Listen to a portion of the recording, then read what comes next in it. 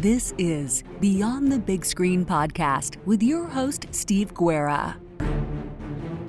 Here is another Beyond the Big Screen teaser for episodes coming soon. I hope you enjoy and definitely tune in for the full episodes. If you want to learn more, you can head over to beyondthebigscreen.com. You can support Beyond the Big Screen on Patreon and Subscribestar. By joining on Patreon and or Subscribestar, you can help keep Beyond the Big Screen going and get many great benefits. Benefits include advertisement-free content, bonus content, and early access.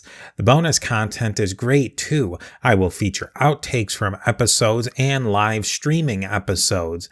If you join at the executive producer level, you will become just that, an executive producer of Beyond the Big Screen. You will be able to develop ideas for upcoming episodes, help find great guests, and of course have your name mentioned at the beginning or end of each episode. You won't just be a supporter, you will be a critical member of the team.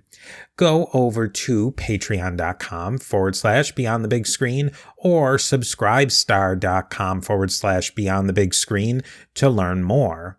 If you have any questions, comments, or feedback, send me an email to my email address, steve@a2zhistorypage.com, or follow us on social media by searching for A2Z History. I will see you next time Beyond the Big Screen.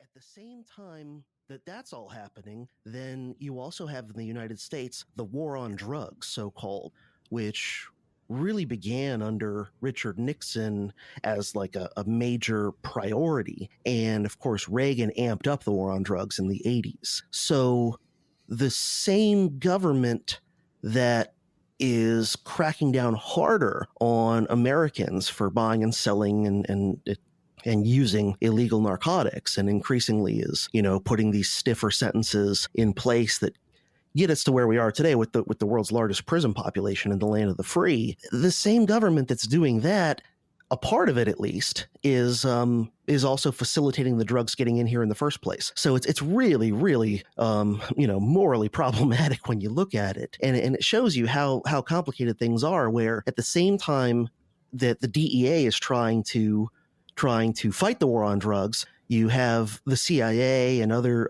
elements of the government facilitating the importation of drugs. So, and at this time that the movie is set, of course, the major source of the cocaine was the so-called Medellin cartel, one of the most famous drug cartels ever. The series Narcos on Netflix is pretty much all about it. And this is where you have the Ochoas, and you have Pablo Escobar and some other really famous drug kingpins. They set up this cartel out of Medellin, Colombia, and they then make just absurd amounts of money.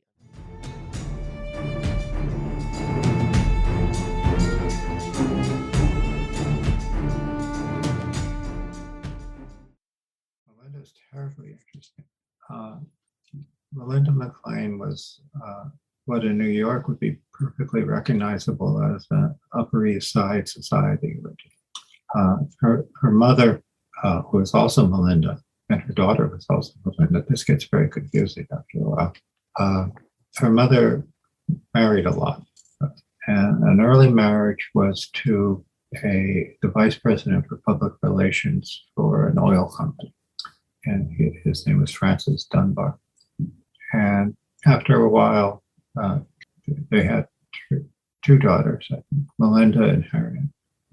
There was a divorce, and Mrs. Dunbar went to France and put the girls into a private finishing school for rich girls, and where they learned French. And then went back to New York and married another executive. This fellow was executive of a paper company in New York.